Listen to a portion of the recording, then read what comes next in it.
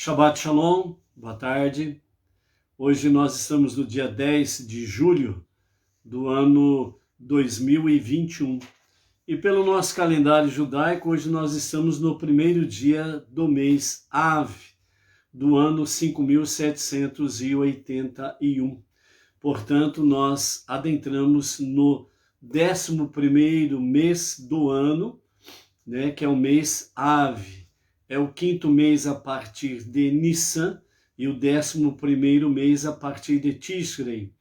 Então, hoje nós estamos a 307 dias do ano 5781 a contar da criação. Então, Baruch Hashem, que nós chegamos no 7º dia da semana, estamos no dia sagrado do Shabat, e nesse sentido nós estamos então na 7ª Aliyá, mais Mafitir, a 7ª leitura, mais a leitura final da nossa Parashá semanal. No caso desta semana, tivemos duas Parashiot, duas porções, a 42ª Matot, tribos, e a 43ª, que é exatamente Masei, viagens. Então nós louvamos a Hashem por podermos chegar aqui na data de hoje e podemos, então, desfrutarmos de, não somente do encerramento de uma paraxá semanal ou duas porções da semana, mas chegarmos ao final do 4º livro dos 5 livros da Torá. Então hoje, com a leitura, a 7ª leitura, mais Mafitir, a leitura final, e os demais comentários pertinentes, nós estaremos então concluindo o 4º livro dos 5 livros da Torá. E a partir de amanhã já adentramos no 5º livro da Torá, Devarim, Baruch Hashem, que ele tem nos conduzido até aqui, ok? Vamos para a nossa gota de sabedoria do nosso Rebbe Menachem Mendel, o Tzadik, o justo líder da nossa geração. Hoje nós também vamos encerrar aqui o grupo, vamos iniciar aqui o novo grupo de ensinamentos que o Rebbe nos traz, que tem o título de Fé e Intelecto. E nesse grupo de Fé e Intelecto, nós temos 20 gotas de sabedoria para aprendermos a respeito destas coisas, O nosso rabino Tzivi Freeman, que fez as compilações dos ensinamentos do Rebbe, e trouxe no livro Trazendo o Céu para a Terra, nessas 365 meditações. Então, o rabino Tzivi Freeman, ele traz a seguinte introdução a esse grupo de 20 gotas de sabedoria, com o título Fé e Intelecto, dizendo assim: dizem que alguém perguntou à esposa do Rebbe o que ela pensava do marido, E ela simplesmente respondeu: meu marido acredita em Deus. Ela não estava brincando. Depois do Holocausto, as ações de Deus atingiram sua cotação mais baixa, justamente na época em que o Rebbe assume a liderança Rabad do mundo judaico, no mundo inteiro. Então, o nosso rabino aqui, Tzivi Freeman, fala, e de fato, depois do Holocausto, as ações de Deus atingiram sua cotação mais baixa. Até os crentes mais convictos, entraram em conflito. E desses despojos e cinzas incandescentes, uma nova geração teve de ser criada. Na verdade, não sei quem teve de travar a maior batalha. Aqueles que foram educados com fé e depois testemunharam o Holocausto, ou os que, após o Holocausto, receberam uma educação baseada no ceticismo e no materialismo, e mais tarde tiveram de lutar com fé.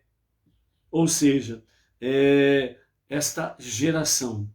Porém, por meio de suas cartas, discursos, atos e apenas por ser quem era, Oreb, mais do que qualquer outra pessoa, restituiu a fé aos judeus. A grande fé de uma mente simples não é muito interessante ou não é muito impressionante. A fé simples de uma grande mente é realmente impressionante. Talvez o sujeito simples só não tenha feito as perguntas certas.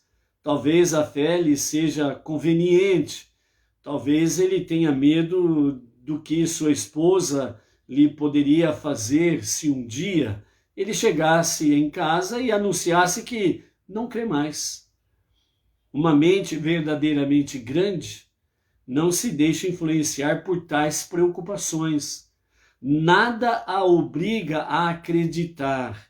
Ela acredita porque essa é a verdade.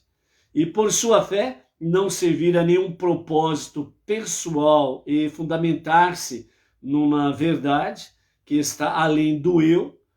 Por isso ela é absoluta, ela é inabalável, até nos mínimos detalhes e muito contagiante. Então este era o Oreb, né? Na forma simples aqui da resposta, quando perguntaram à esposa do Oreb o que ela pensava do seu marido, e ela simplesmente respondeu: meu marido acredita em Deus. Repetidas vezes, né, falamos aqui sobre o momento conturbado, difícil, o momento de feridas, mortes, choro, lágrimas, desespero, aflições e por aí afora vai, no tempo pós-Holocausto. Foi exatamente quando Oreb ele assumiu a liderança do movimento Chabad e pegou, né, essa liderança com todos esses farrapos humanos, tanto no sentido físico como no sentido espiritual. E realmente, quando a esposa do Oreb disse: meu marido acredita em Deus, é porque ele realmente era uma mente brilhante, mas o que o focava, o distinguia, era a sua fé simples. E nessa fé simples, né, realmente é a fé de uma criança que realmente confia no Pai. E dentro desta verdade, então, a fé do Oreb, a sua emuná, ela não estava de forma alguma para servir os seus propósitos pessoais ou fundamentar-se numa verdade que está além do seu próprio eu, da sua própria pessoa. Então, a sua fé ela era absoluta, ou seja, ela era inabalável. Por quê? Porque acreditar em Deus não estava em foco ali, no sentido, né, do nosso Oreb aqui especificamente, não estava no sentido de que ele precisava realmente de algo que pudesse, o que você ia mostrar? Realmente que pudesse, no sentido de eu preciso ver tal coisa para poder acreditar. Nesse sentido aqui, o que ele realmente, o que o rabino aqui, Tzvi Freeman, está focando para nós, né, no sentido da fé simples do Oreb, uma mente brilhante, era exatamente o seguinte, que a fé dele estava simplesmente focada no único detalhe. Esta é a verdade, ponto. Não tem outra fé. Esta é a única. Esta é a única verdade, ponto. E foi nisso que ele se baseou e foi nisso que ele seguiu em frente na sua liderança. E através desta fé simples, né, uma fé absoluta, inabalável, né, uma fé simplesmente baseada na verdade, não em fatos A, B ou C, para acreditar e confiar em Deus. Não é ver para crer, não é deslumbrar grandes milagres para poder ter fé, confiança em Deus. A verdade está fundamentada de que forma? É aquilo que está na declaração máxima do monoteísmo, o Shema. Shema Israel, Adonai Eloheinu, Adonai Echad. Ouve, ó Israel, o Eterno é o nosso Deus, o Eterno é um. Esta é a verdade, ponto. Eu não preciso ver o mar se abrindo para acreditar nele. Eu não preciso ver o monte sendo deslocado de um lado para o outro para acreditar nele. Eu não preciso ver milagres para acreditar nele. Eu acredito nele, porque esta é a única verdade absoluta. Deus. Ponto. Esta foi a base realmente que o Rebbe se focou, se alicerçou e seguiu em frente para poder pegar esse povo ferido, em luto, triste, muito machucado, fé abalada, e nesse sentido ele seguiu em frente e ele conseguiu, graças a Hashem, ele conseguiu restaurar, restabelecer, ele conseguiu reviver o judaísmo. E dessa forma, os judeus foram retornando cada vez mais com força, com confiança em Deus. E por isso, dos anos 50 para cá, o judaísmo foi sendo restabelecido no mundo inteiro, aonde tinha judeus, onde tinha sinagogas, o judaísmo foi sendo restaurado, restabelecido, revivido, e hoje nós estamos aqui, como não judeus, ombro a ombro com os judeus, prestando a Hashem um serviço voluntário do coração, um serviço de amor.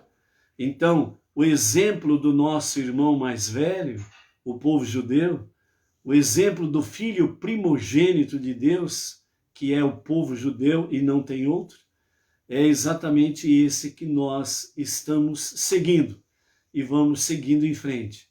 Ou seja, eu não preciso, esse precisa ser a nossa ótica, a semelhança do Rebbe. Eu não preciso de ver ou desfrutar de milagres ou grandes milagres para acreditar e confiar nele. Simplesmente, eu creio nele, eu confio nele, porque esta é a única verdade, porque ele é o único Deus e o único Salvador. Ponto.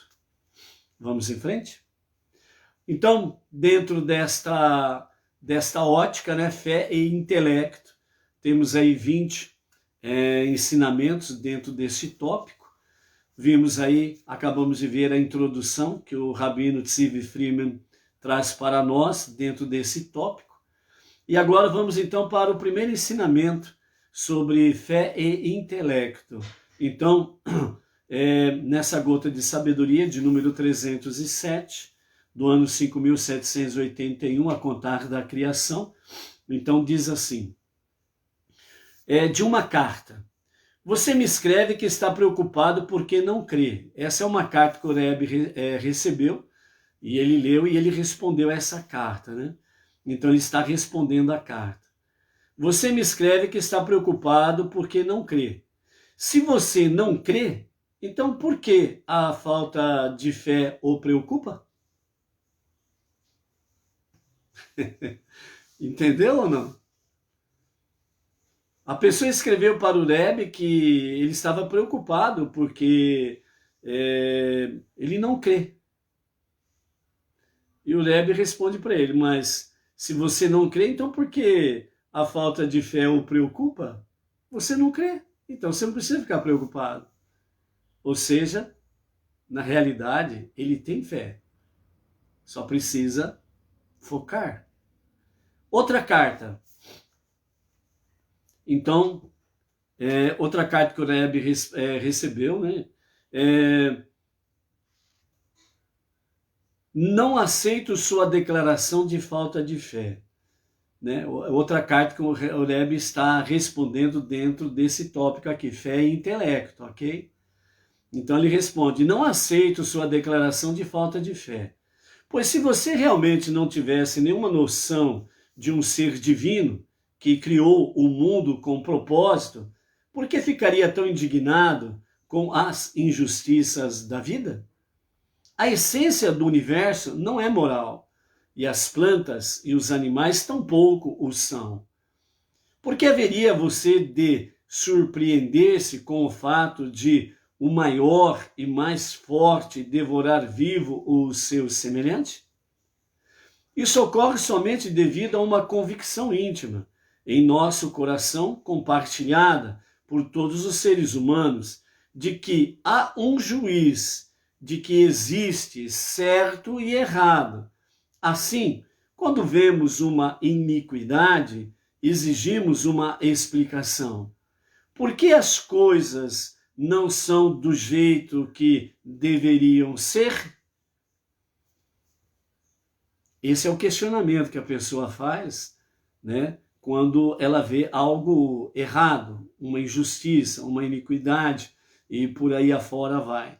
Quantas vezes nós mesmos não falamos essa expressão? Ou seja, por que as coisas não são do jeito que deveriam ser? Quando nós contemplamos as injustiças e coisas semelhantes. Então vem essa indignação e indagação que nós fazemos. E aqui o Rebbe está dizendo que a partir do momento que você realmente tem uma noção de um ser divino que criou o mundo com propósito, então tudo tem um sentido, tudo tem um propósito, certo? Aí você novamente fala, mas as coisas não deveriam ser do jeito diferente? Então, finalizando a resposta a essa carta, e a nossa, né, vamos dizer que por tabela, nós enviamos o mesmo tipo de carta para o nosso Rebbe, né? Nós voltamos ao passado e enviamos uma carta ao Rebbe perguntando a ele sobre essa questão. Depois de tudo que nós lemos aqui, o Rebbe ele conclui da seguinte forma: é justamente isso, a fé em Deus. É justamente isso, a fé em Deus. Ou seja, a questão essencial não está de ficarmos indignados sobre a questão do errado, ou da injustiça, ou da iniquidade que acontece. A questão em si é que nós temos a noção de que há um Deus e Salvador e o único Criador que criou todas as coisas. E tudo que ele fez com propósito. Então há propósito. E é nisso que nós precisamos focar. É nisso que precisa a nossa fé estar focada. Esta é a única verdade. O único Deus e o único Salvador. Tudo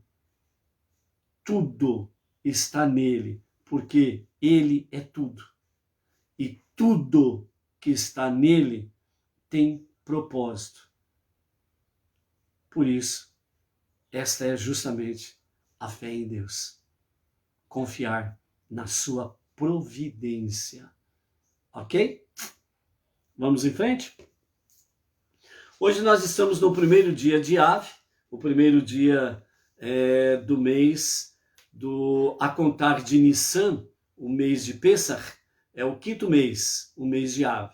A contar de Tishrei, o Rosh Hashanah, é o 11º mês. Então, portanto, para Rosh Hashanah, 5.781, nós estamos no 11º mês. Aliás, nós estamos no 10º mês.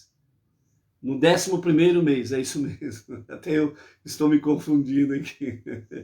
Nós estamos no 11º mês, a contar de Tishrei, do ano 5.781, mês de Av. O próximo mês, que é o 12º mês, é o mês de Elul. E aí, então, no final do mês de Elul, nós vamos, então, para o primeiro dia de Tishrei, do ano 5.782. Então, vamos ver algumas coisas a mais sobre a questão do mês Ave, que nós falamos ontem, né? Então, o mês hebraico, né, o mês de Ave, ele também é conhecido como Menachem Av, que significa o Consolador de Ave. Então, Menachem Av, o Consolador de Ave, né? Então, Ave também vimos que a palavra, né, significa pai, e tem o seu radical querer ou desejar, né? Então, esse mês, né, Ave, nós vamos, principalmente nos primeiros 9 dias, nós estaremos no ponto mais baixo do nosso calendário, judaico, né? Que são desde o dia 17 de Tammuz até o dia 9, nós estamos dentro daquele período de 3 semanas das grandes tragédias que se abateu sobre o povo judeu, o nosso irmão mais velho. Mas o dia 9 de Ave é o pior dos piores, né? Porque é exatamente a data da destruição dos 2 templos, né? O primeiro templo foi na época de Nabucodonosor, né? Onde teve o exílio babilônico, Babilônia, que nós conhecemos hoje como Iraque. E a segunda destruição foi no ano 69 da nossa Era Comum, o qual o templo, o Beit HaMikdash, foi destruído pelas legiões romanas. Então, as duas destruições. As duas destruições, né, a diferença de tempo, né, da destruição do primeiro para a segunda destruição, né, ela foi mais de 400 anos posterior à segunda destruição do primeiro templo. Mas caiu exatamente no mesmo mês e no mesmo dia do mês, ou seja, 9 de Ave, né? E tudo isso daí aconteceu justamente numa consequência que nós vimos lá atrás sobre o pecado dos 10 espiões, certo? Quando os 10 espiões, eles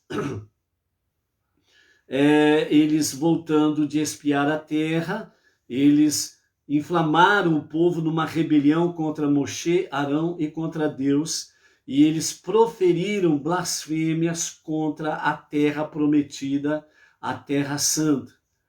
E aí eles vagaram mais 38 anos pelo deserto. E devido a essa grande lamúria aí, né? Então, realmente ficou aquela questão, né? Vocês terão o dia certo, por que vocês terão que chorar? E vocês terão motivos para chorar, porque esse choro de vocês não tem motivo, não tem razão de o ser.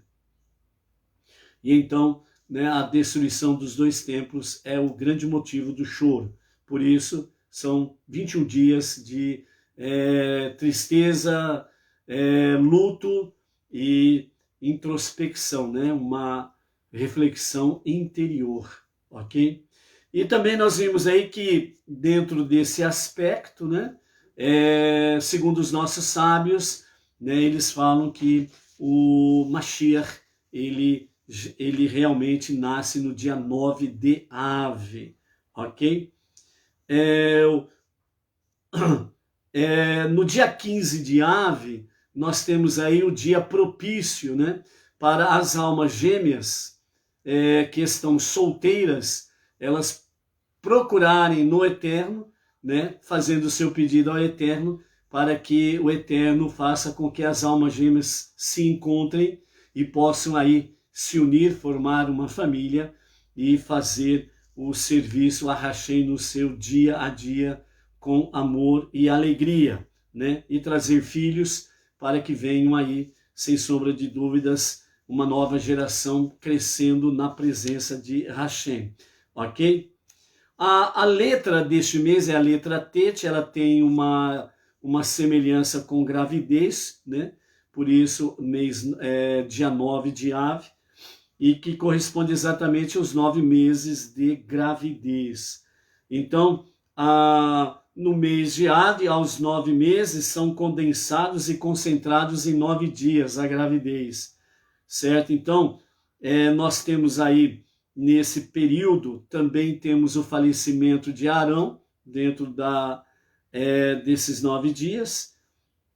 E no dia 9, até o dia 9 de Ave, então nós temos aí, sem sombra de dúvidas, um motivo de choro, tristeza e luto.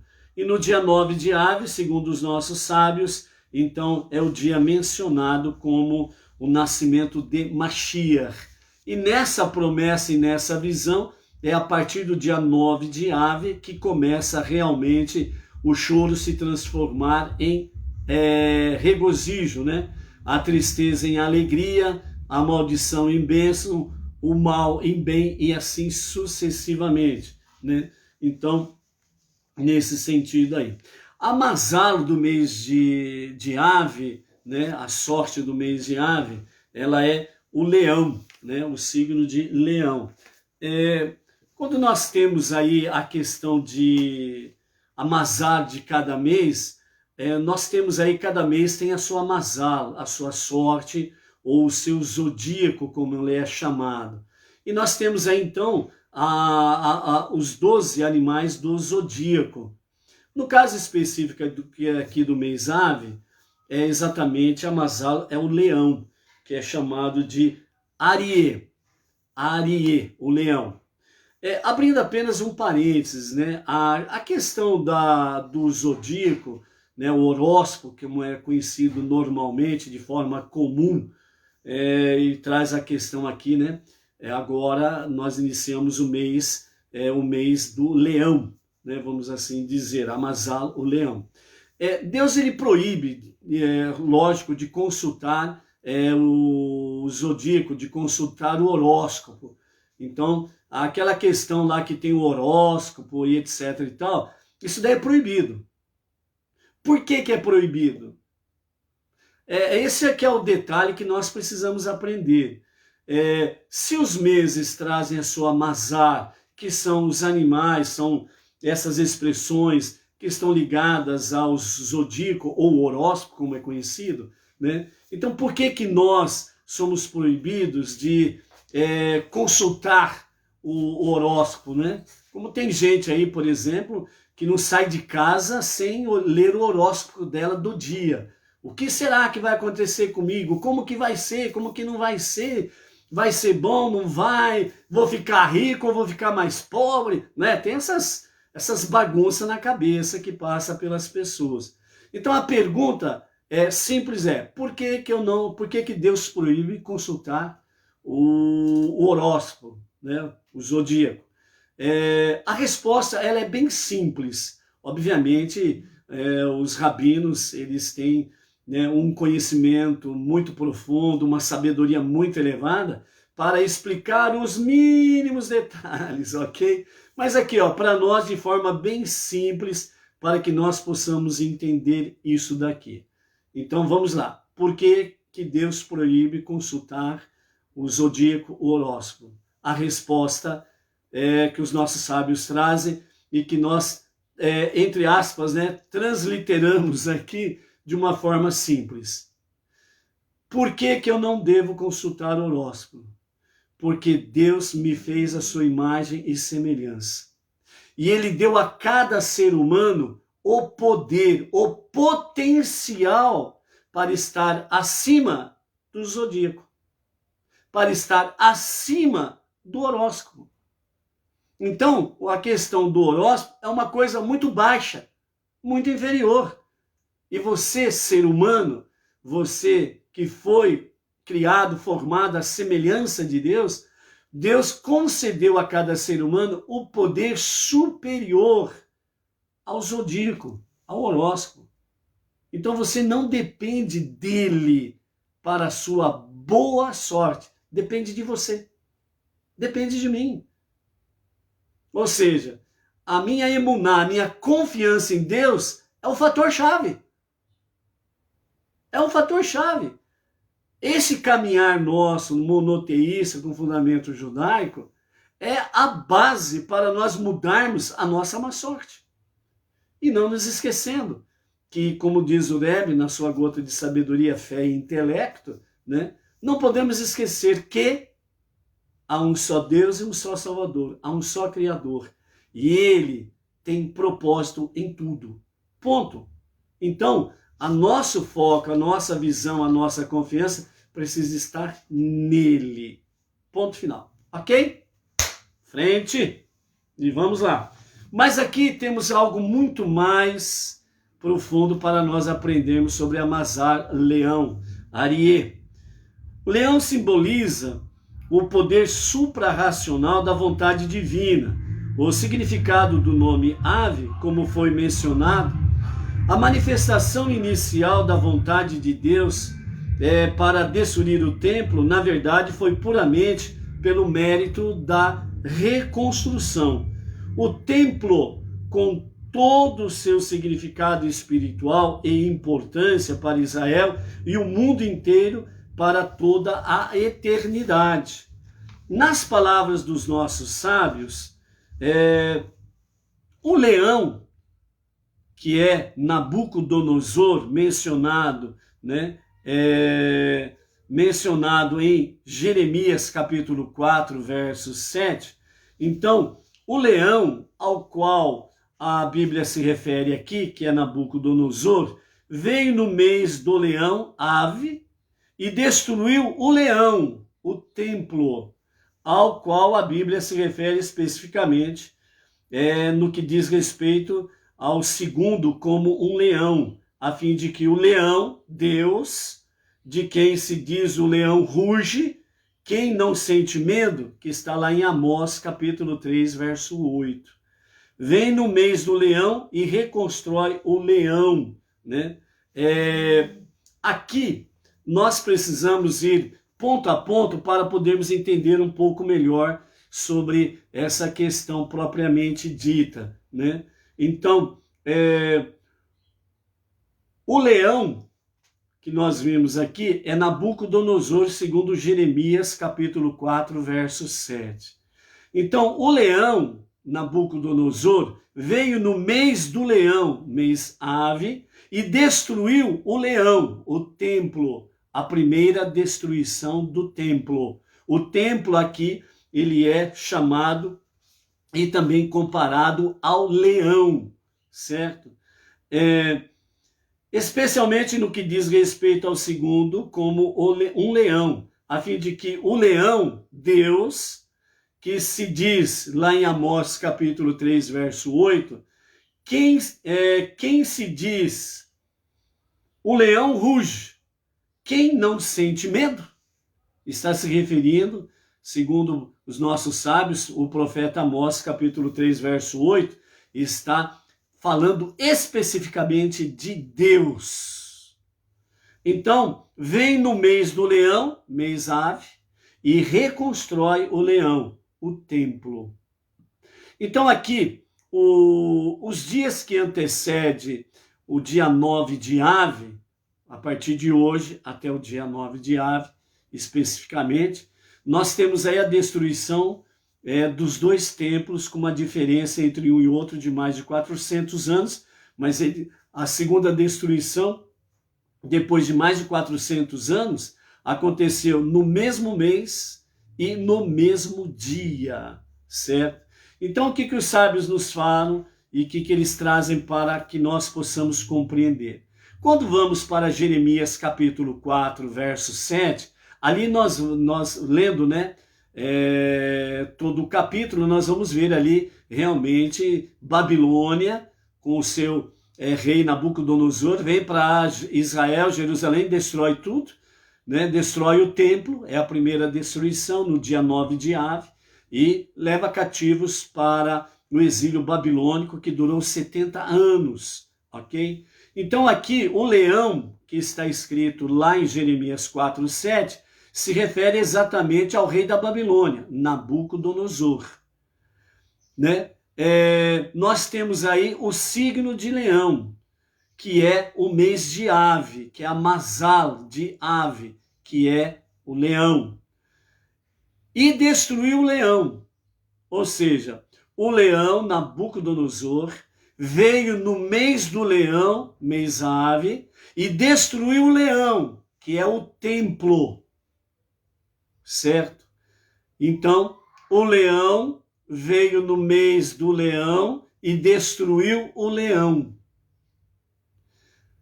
Dessa forma, se refere, então, que o leão aqui, né, que vai reconstruir, é Deus que vai reconstruir o templo, né? Então, se refere, segundo os nossos sábios, se refere a Deus. E a construção ou reconstrução do templo, certo? Um leão subiu no signo de leão e destruiu o leão, ou seja, Nabucodonosor veio no mês do leão e destruiu o leão, o templo, certo? Nesses dias de ave, o que nós temos aí são forças negativas, certo? Dentro desse sentido, o que os sábios querem mostrar para nós é, primeira coisa, o leão Nabucodonosor veio no mês do leão e destruiu o leão, que é o templo.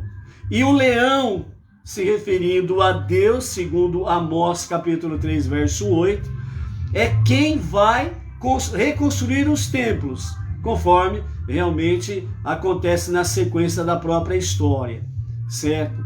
Então aqui nós temos leão, leão, leão e leão. Então qual que é o foco aqui? O foco aqui é exatamente esse que nós aprendemos desde pequeno, o rei das selvas, o leão. Ou seja, quando nós vemos aqui em Amós, né, no capítulo 3, verso 8, que diz que quando o leão ruge, quem não sente medo? Então está se referindo ao próprio Deus. Ou seja, a força do verdadeiro leão, Deus, é que no final das contas é que prevalece. Por isso, na nossa gota de sabedoria do Rebbe, fala para que nós não percamos a noção de Deus. Quem é Deus? Que nós não percamos o foco sobre a questão, esta é a única verdade, a única verdade, Deus. E ele é o leão que ruge, e quando ele ruge, quem é que não tem medo? Todos têm medo quando ele ruge. Então, nesse sentido, vem mostrar para nós que, à medida que nós confiamos na providência divina, o ruge deste leão é para nós proteção, segurança, liberdade, resposta das nossas preces, vitória sobre as nossas adversidades, sobre os nossos inimigos, e assim sucessivamente. Por isso, amados, os nossos sábios trazem que realmente, né, a redenção de Deus nos últimos dias, através da revelação do justo Mashiach, que acontecerá, será exatamente para a preparação final do grande rugir do grande leão, Deus, onde todos os quadrantes da terra, de leste a oeste, de norte a sul, o seu rugir será entoado em todos os 4 ventos do nosso mundo, e todos temerão a Deus. E a partir da revelação do justo e verdadeiro Mashiach, que, segundo os nossos sábios, nasce ou nasceu no dia 9 de Ave, certo? Deste mês do ano passado, ou do outro ano, ou do ano que vem, não sabemos. Mas segundo os nossos sábios trazem que no dia 9 de Ave é o nascimento do Mashiach. Então, com a revelação do justo e verdadeiro Mashiach, então esse rugir do único e o verdadeiro leão é o que vai prevalecer. Por isso, quando o Rebbe diz, quando nós temos, a partir do momento que nós temos a noção de Deus, então, nós não temos mais, como diz assim, nós não temos mais motivos para ter medo de nada e de ninguém. Ponto. É dele, é com ele e é para ele que nós vivemos. Então, o grande leão, que é Deus, é ele que está com você. É você que está com ele. Então, se alguém parte para cima de você, é ele que vai rugir. Ponto final. Confiança. Ok? Então, dessa forma aí, né, amados, nós temos essa visão sobre a questão do mês Av e da Mazal, né, do mês Av, certo?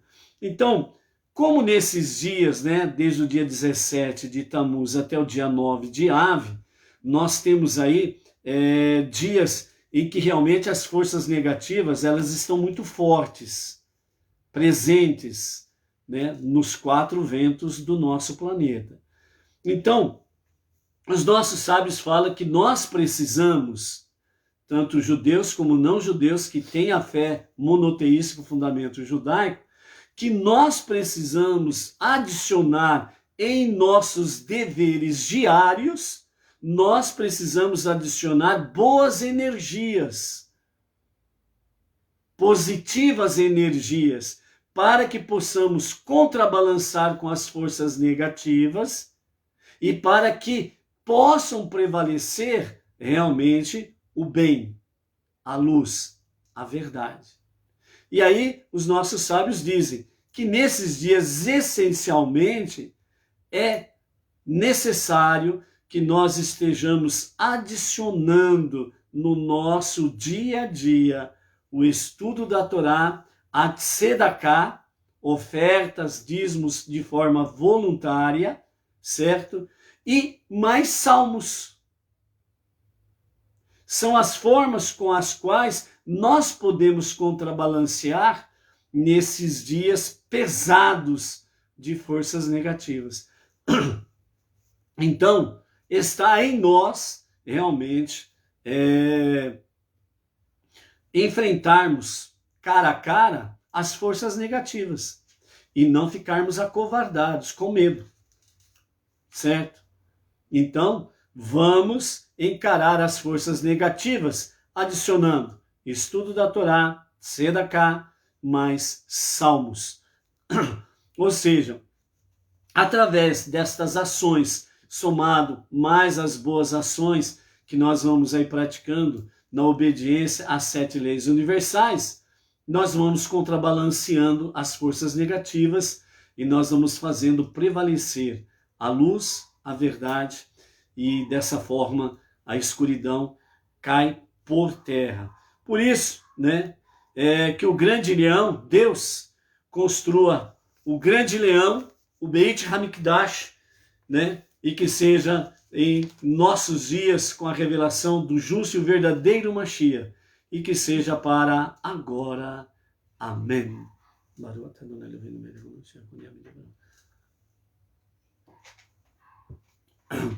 Ok? Então essa é a Mazal, né, com referência à questão do mês Ave, ok?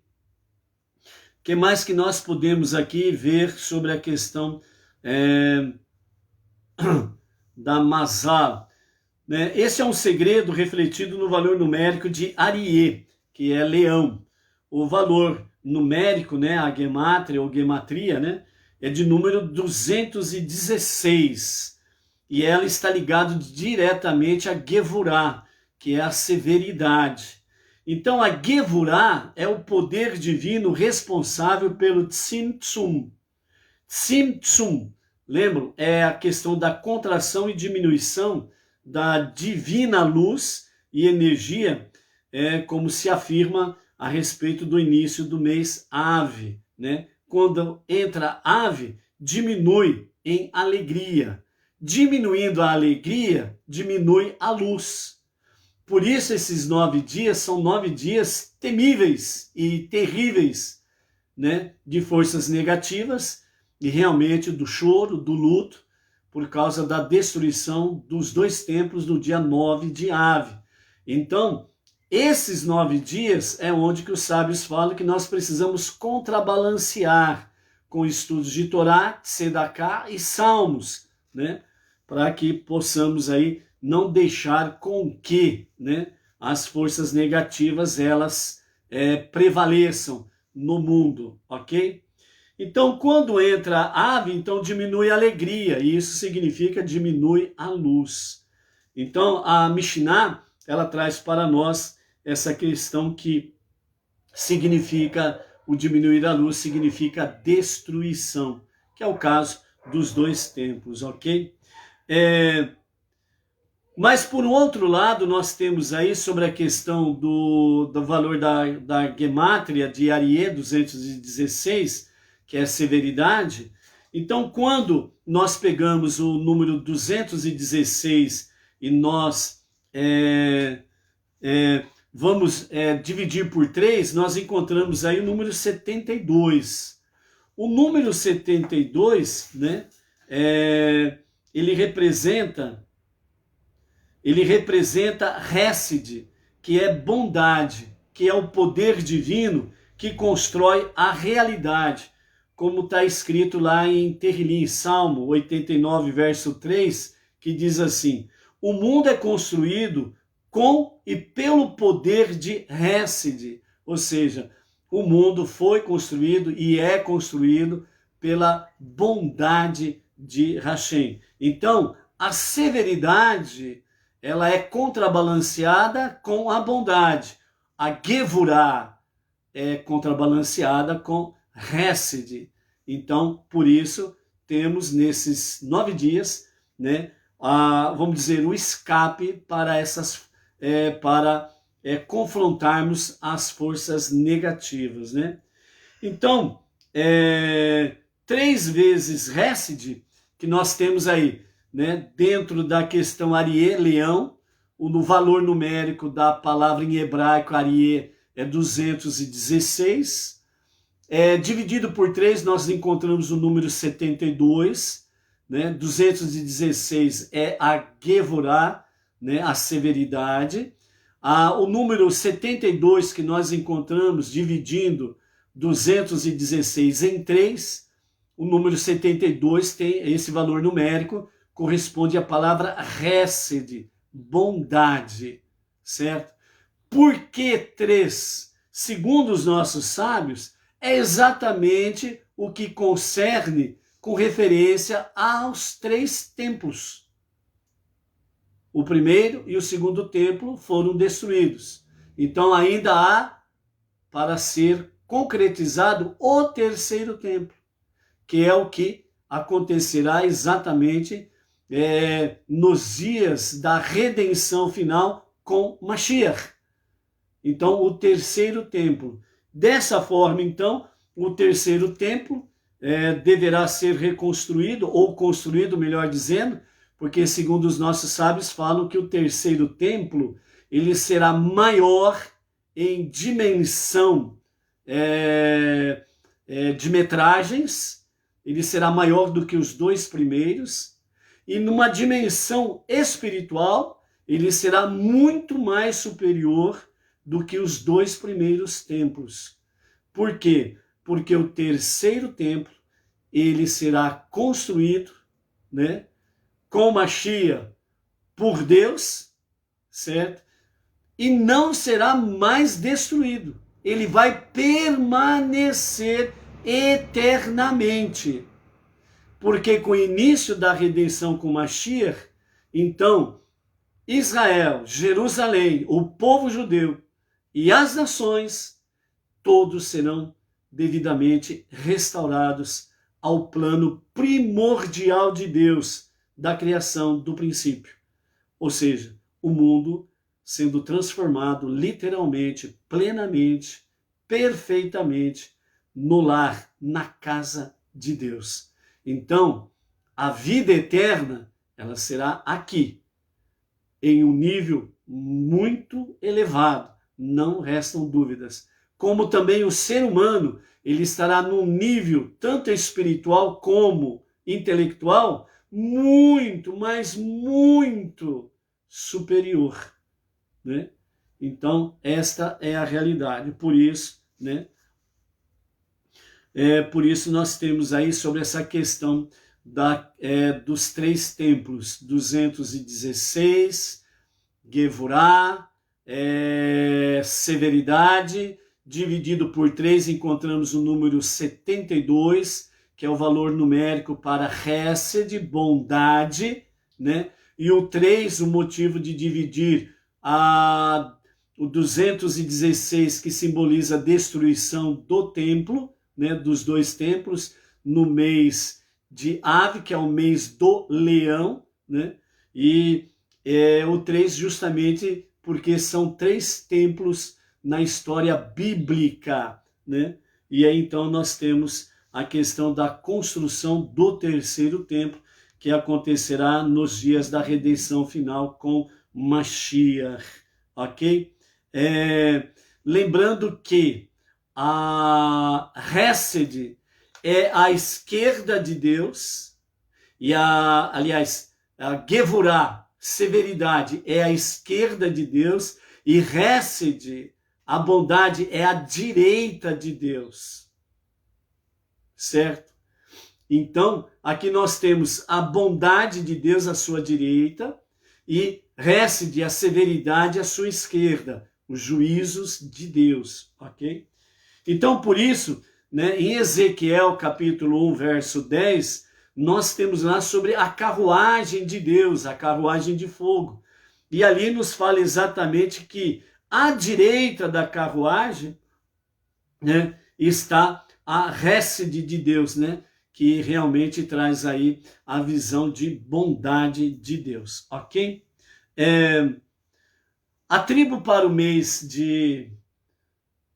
As horas estão avançando. A tribo para o mês de Ave é a tribo de Shimon, a tribo de Simeão, a tribo de Shimon. O nome Shimon vem da palavra hebraica ouvir. Ela tem conexão. Shimon, Shema, ouvir. Então, a tribo de Shimon vem da palavra ouvir. O pecado dos 10 espiões em 9 de Ave resultou exatamente porque eles falaram mal da terra prometida e o povo aceitou. Por quê? Ouviu. Deu ouvidos. Então, a partir do momento que o povo deu ouvidos à maledicência, aconteceu tudo isso, certo? Então, a retificação geral, ou seja, o corrigir, o sarar essa maledicência dos 10 espiões, no mês de Ave, é a retificação da audição, ou seja, corrigir o ouvir. Então, o mês Ave traz isso daí para nós. Shimon é a única tribo que Moshe não abençoou explicitamente na sua bênção final, que nós vamos ver ali na frente. Então, a Shimon não foi abençoado por Moshe.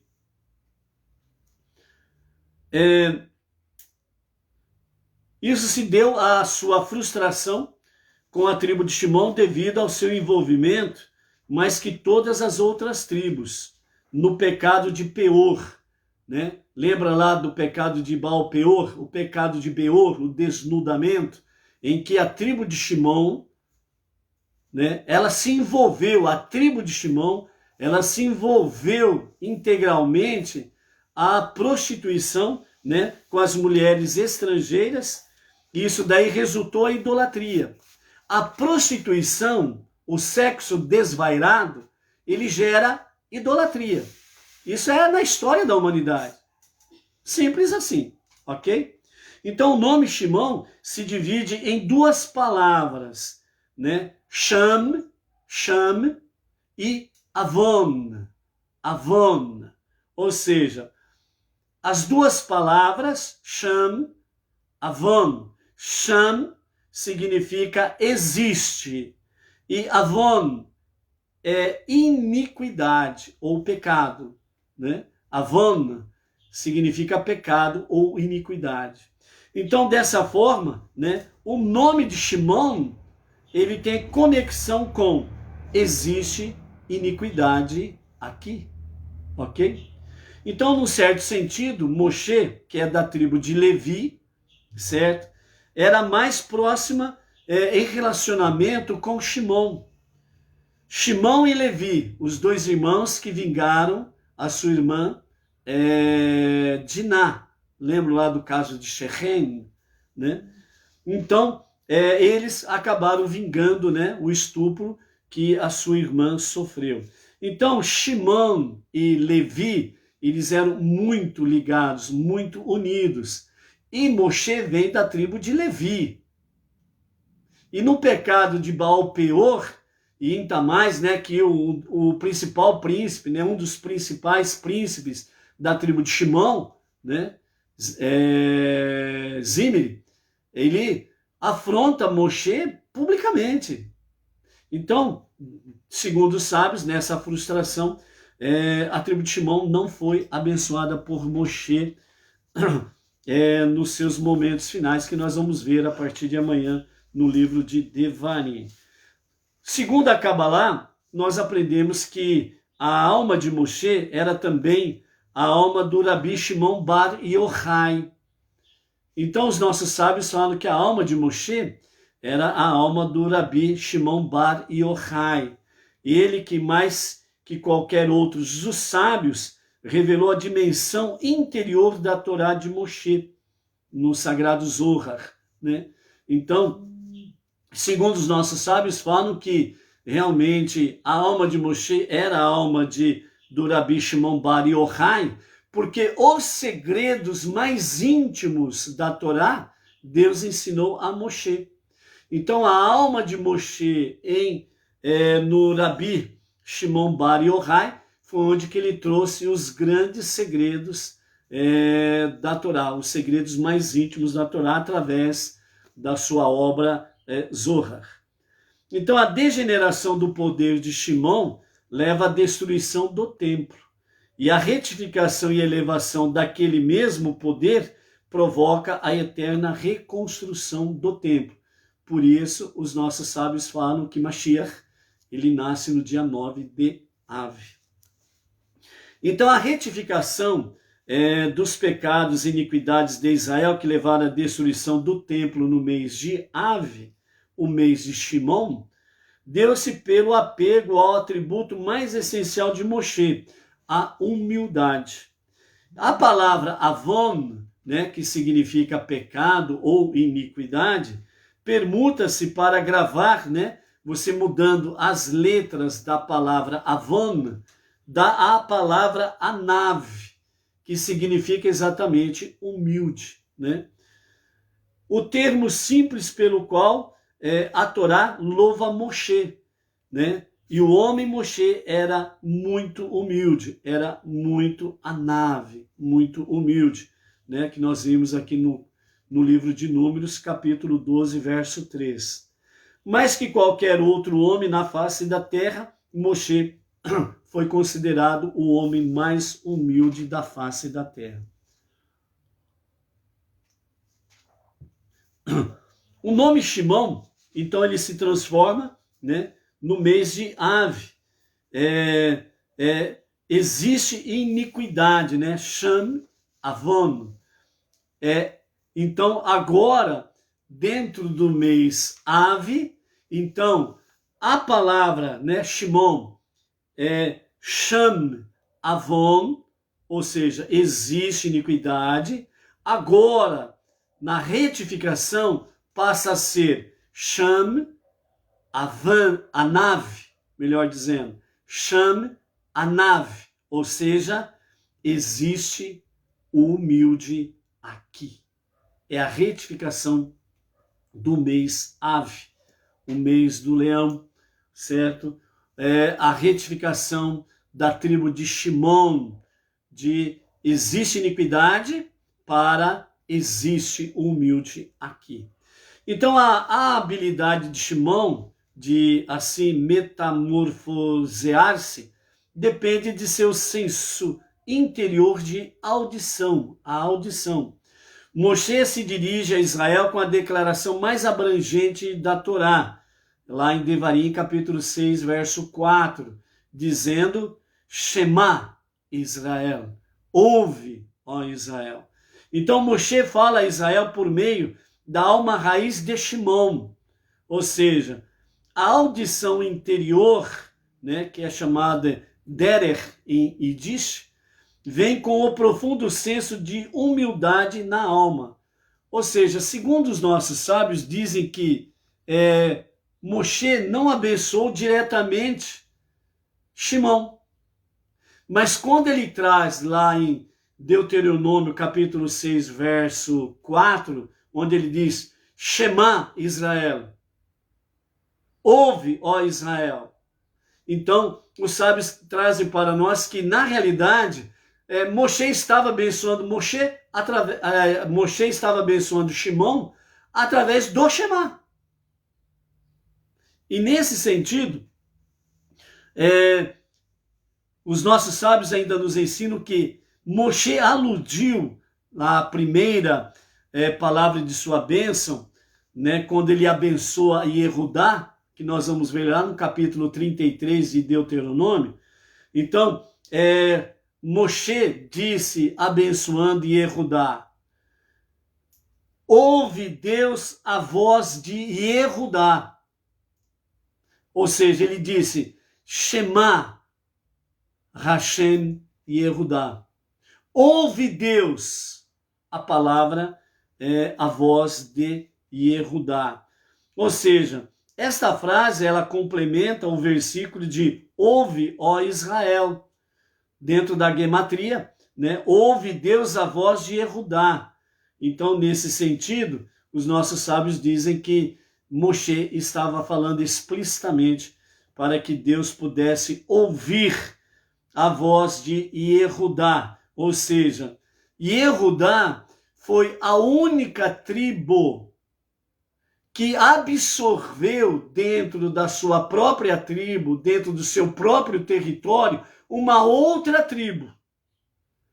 Então, a dimensão da terra de Yehudá, por ser muito grande, ela acabou absorvendo uma tribo para fazer parte do seu próprio território e ser também contado. E essa tribo que foi absorvida por Yehudá para estar também na sua porção foi exatamente a tribo de Shimon. Então, quando, segundo os nossos sábios dizem, que quando Moshe está dizendo ouve Deus a voz de Yehudá, é para abençoar tanto Yehudá como Shimon. Então, Shimon foi abençoado sim, ok?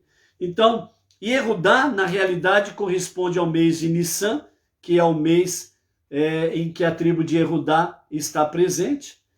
E, portanto, Yehudá corresponde ao mês de Nissan e ao sentido da fala.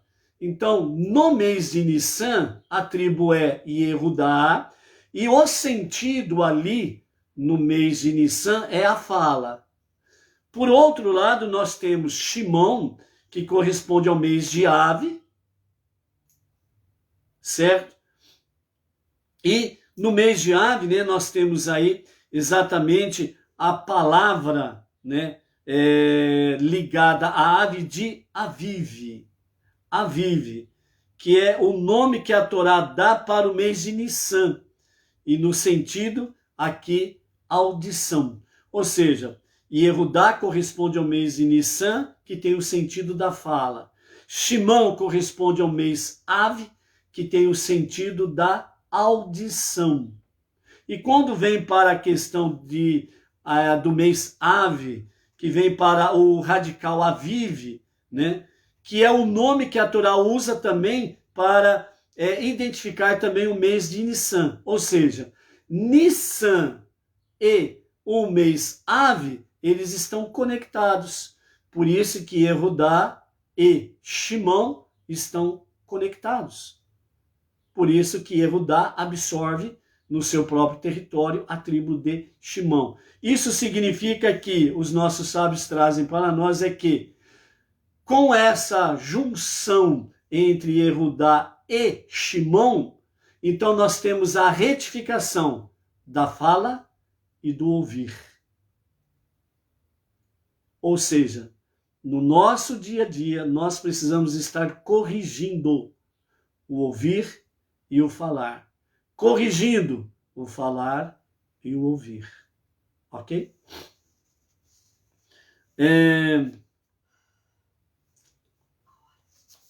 Vamos em frente aí, né?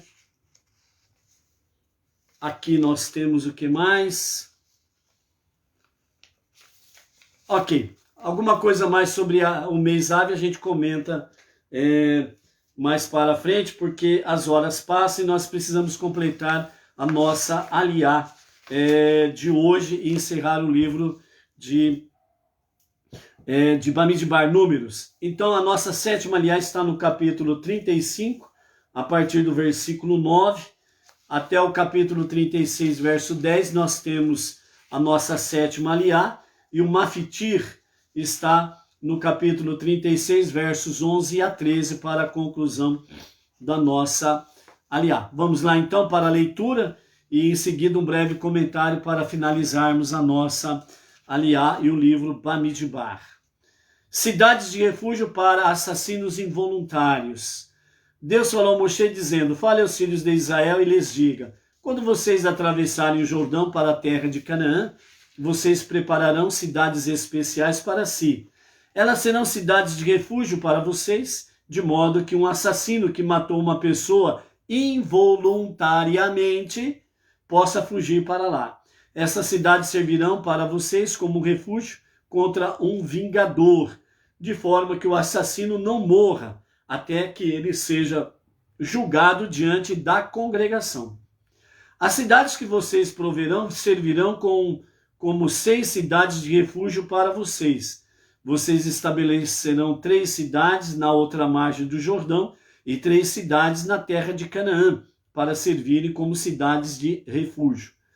Estas 6 cidades serão refúgio para os filhos de Israel, para o convertido e o residente estrangeiro entre eles, de modo que qualquer um que tenha matado incidentalmente possa fugir para lá. 6 cidades, 3 no lado leste do Jordão e as outras 3 dentro de Canaã. Lembrem que 2,5 tribos ficaram fora da terra prometida.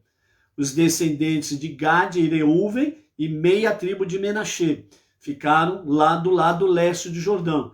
Por isso, 3 cidades de refúgio ficaram do lado de lá também, para as mesmas condições das 2,5 tribos. E as outras 3 cidades em Canaã. Se uma pessoa, a partir do versículo 16, leis referentes ao assassino intencional, aquele que mata porque quis matar, ou assassinar porque quis assassinar. Se uma pessoa atingiu outra com instrumento de ferro e esta morreu, então a primeira é um assassino, não importando quão pequeno seja o instrumento. O assassino será morto. Se uma pessoa atingiu outra com uma pedra do tamanho de um punho, grande o suficiente para ser mortal, e esta morre, então a primeira pessoa é um assassino. Portanto, o assassino será morto. Ou se ele atinge com um instrumento de madeira do tamanho de um punho, grande o suficiente para ser mortal, e a outra pessoa morre, então ele é um assassino. O assassino, então, será morto. Um vingador do sangue pode matar o assassino intencional. Ele pode matá-lo mesmo quando encontrá-lo em uma cidade de refúgio.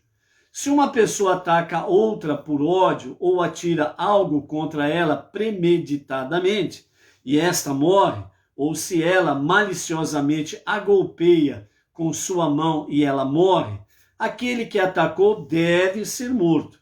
Ele é considerado um assassino intencional. O vingador do sangue pode matar este assassino mesmo quando encontrá-lo em uma cidade de refúgio, né? Ou seja, o vingador pode matar o assassino, né? Mesmo que ele esteja na cidade de refúgio, né? Então, nessa parte que nós vemos o assassino intencional, aquele que realmente ele mata alguém por livre e espontânea vontade e etc. E é interessante nós observarmos aqui no verso 20, onde fala sobre uma pessoa ataca a outra por ódio ou atira algo contra ela premeditadamente e esta morre, né? Ou se ela maliciosamente a golpeia com sua mão e ela morre. Nós sabemos aí, por exemplo, que existem, né, certos golpes, né, que a pessoa dá com as mãos e que pode ocasionar a morte da pessoa. Aí a pessoa, o assassino, ele fala, não, eu só me defendi, eu não imaginava que esse soco poderia matar, né? Eu não imaginava isso daí. E muitas vezes ela acaba fugindo, né, realmente da verdadeira justiça, né? Porque a intenção dela era matar, era agredir para matar alguém, ok? Então, nesse aspecto aí, a Torá fala bem clara, é um assassino intencional, certo? Então, tem, por exemplo, pessoas que sabem muito bem que se der um belo murro, né, como diz no boxe, né, um cruzado de direita, sabe que vai abater a vítima.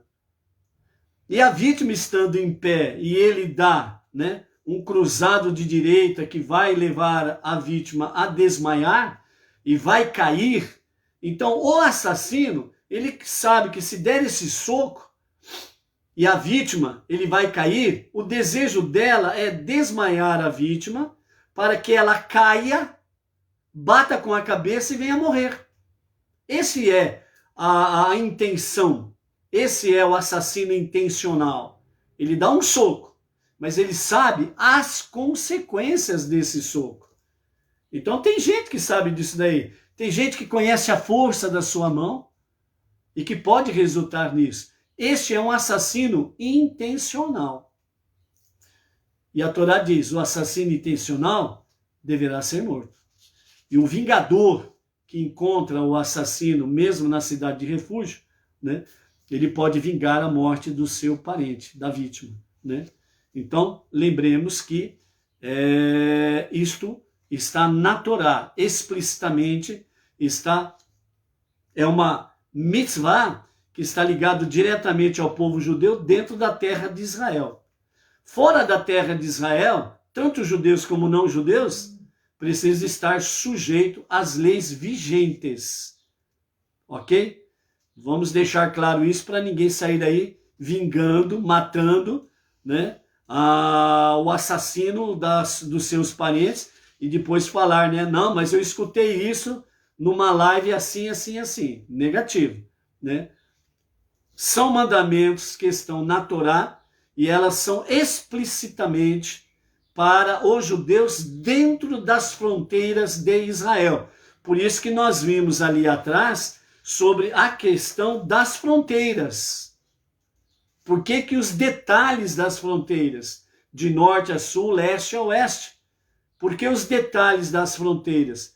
Porque para que todo judeu saiba os mandamentos que deverão ser aplicados dentro do território Israel. Para que todo estrangeiro saiba que, a partir do momento que ele coloca o pé para dentro das fronteiras de Israel, ele está sujeito às leis vigentes do país, como isto é uma realidade em todos os países. Então, portanto, né, tanto judeus como não judeus, no mundo inteiro, né, estamos sujeitos às leis que aí estão, ok? Então, por isso, temos os tribunais que julgam, né, no caso específico aqui, seja o assassino voluntário como o assassino involuntário, que é o que nós vamos ver agora a partir do versículo 22 do capítulo 35. Leis referentes ao assassino involuntário. Mas se uma pessoa empurrou outra acidentalmente, sem malícia, ou jogou um objeto nela sem premeditar, ou atirou uma pedra que pode ser mortal sem ver esta pessoa e caiu sobre ela e ela morre, mas ela não era seu inimigo e não queria machucá-la. Então a congregação deve fazer justiça entre aquele que atacou e o vingador de sangue, de acordo com as seguintes leis. A congregação protegerá o assassino do vingador de sangue. A congregação deverá levá-lo de volta à cidade de refúgio para a qual ele fugiu. Ele permanecerá ali até a morte do sumo sacerdote, aquele que foi ungido com o óleo sagrado. Mas se o assassino sair dos limites da cidade de refúgio para onde ele fugiu, e o vingador de sangue encontrá-lo fora dos limites da cidade de refúgio, e o vingador de sangue matar o assassino, ele não tem nenhuma responsabilidade pelo sangue que derramou, pois o assassino acidental deve permanecer em sua cidade de refúgio até que o sumo sacerdote morra. E somente depois que o sumo sacerdote tenha falecido, pode o assassino retornar à terra de sua propriedade. O pequeno Sanhedrim será uma corte que emitirá leis de justiça para vocês, por todas as suas gerações, em todos os lugares que vocês viverem, mesmo fora da terra de Israel, enquanto o pequeno Sanhedrim existir dentro da terra de Israel, né? Como não tem Sanhedrim em Israel, quando o vingador de sangue mata uma pessoa, o assassino só será morto se baseado em testemunhas que anteriormente advertiram o assassino. Uma única testemunha não pode testificar contra uma pessoa para condená-la à morte. Não aceitem pagamento pelo resgate para a vida de um assassino que é condenado à morte, porque ele deve ser morto. Não aceite pagamento pelo resgate de alguém que fugiu para sua cidade de refúgio, permitindo que ele volte a viver na terra antes do falecimento do sacerdote. Não corrompam a terra na qual vocês vivem, pois derramar sangue corrompe a terra, e o sangue que é espalhado na terra não pode ser expiado, exceto pelo sangue daquele que o derramou. Não violem a terra onde vocês moram, na qual eu repouso. Eu sou Deus, aquele que habita entre os filhos de Israel. Né? Fazendo um resumo simples aí, todo sangue inocente derramado, a terra sente a dor da vítima. E somente, né, nesse sentido, significando que aquela alma, ela só vai ter o verdadeiro descanso quando o seu assassino for vingado. De forma geral, é isso daí. Seja condenado à morte ou não. Ok? Capítulo 36. Preservando a herança tribal da terra. Os cabeças patriarcais da família dos descendentes de Gilad, o filho de Mahir, o filho de Menashe, das famílias dos descendentes de Iosef, se aproximaram e falaram diante de Moshe e dos líderes, os cabeças patriarcais dos filhos de Israel. Eles disseram: Deus ordenou meu mestre a dar a terra como uma herança através de sorteio para os filhos de Israel. E nosso mestre foi ordenado por Deus a dar a herança de Tselofihad, nosso irmão, às suas filhas. Mas se elas se casarem com um membro de outra tribo dos filhos de Israel, sua herança será subtraída da herança de nosso pai, e será adicionada à herança da tribo dentro da qual elas se casarem. Assim, esta será deduzida da porção de nossa herança. Mesmo quando os filhos de Israel tiverem um ano de jubileu, quando a terra herdada retorna ao seu dono, sua herança será acrescida à herança da tribo dentro da qual elas casaram. E sua herança será deduzida da herança da tribo de nosso pai.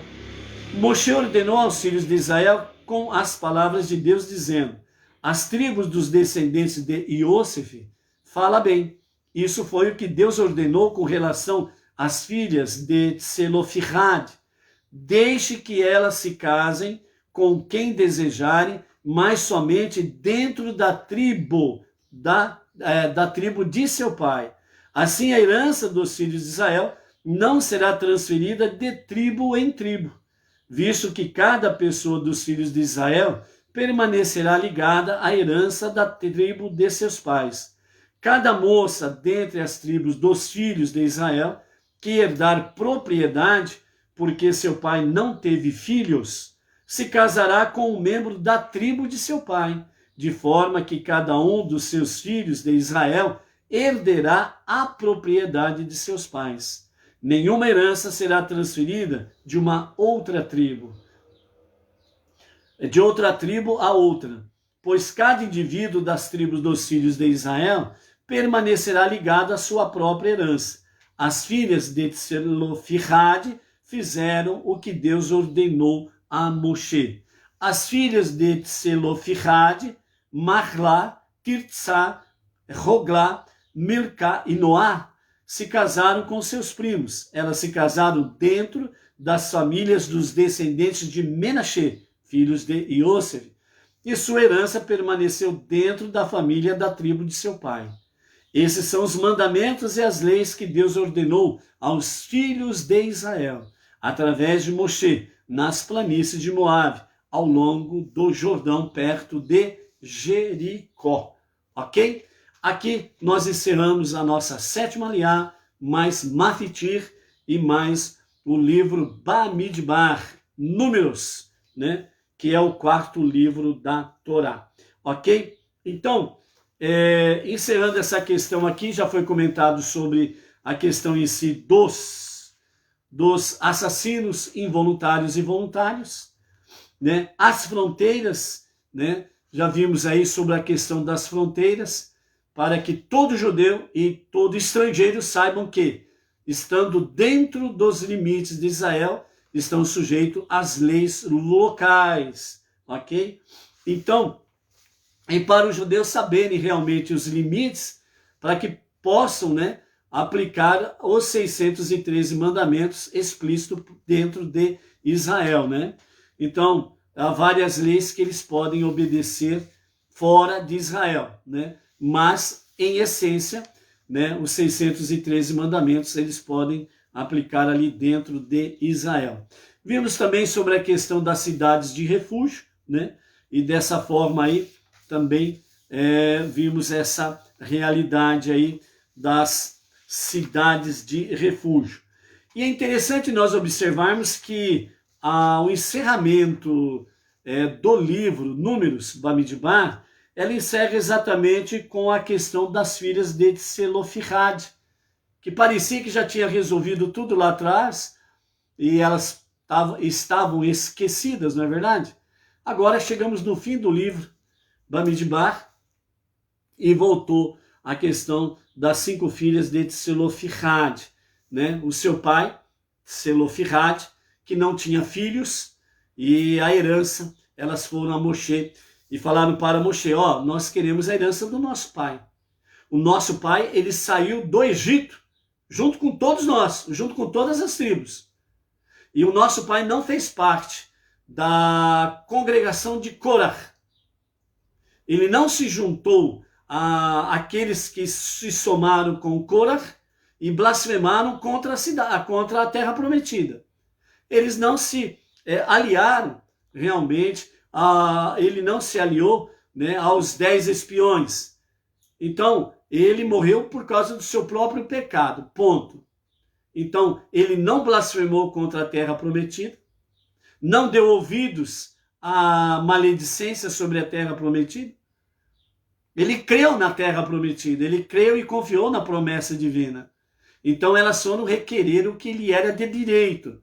E Moshe, consultando Deus, Deus confirmou que elas casem com dentro da sua própria tribo, que é um caso específico, os descendentes de Menashe, e elas terão direito à herança do pai, Tselofihad, e por ele ser primogênito da tribo ali, né? Então ele tem direito à porção dobrada, e elas iriam herdar exatamente a porção dobrada. Então, de acordo com isso, elas obedeceram à orientação divina dada através de Moshe, e os nossos sábios dizem que elas tiveram ótimos, excelentes casamentos. Olha a alma gêmea aí, gente!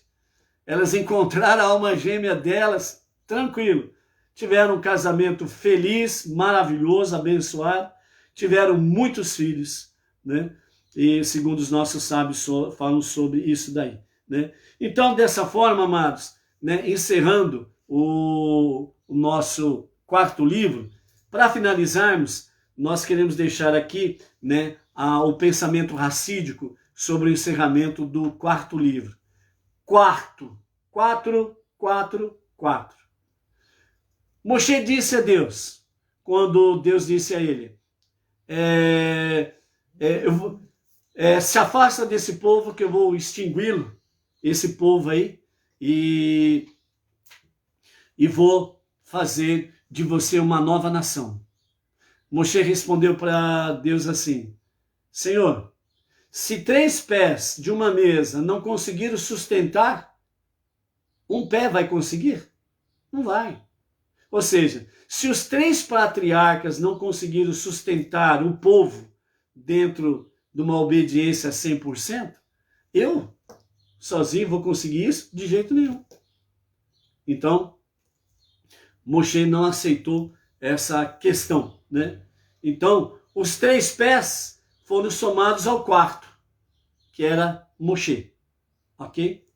Então, dentro dessa visão, os sábios trazem para nós que é muito propício, de fato, o quarto livro ser exatamente Bamidbar, no deserto, né? Exatamente essa experiência do deserto, configurando realmente a questão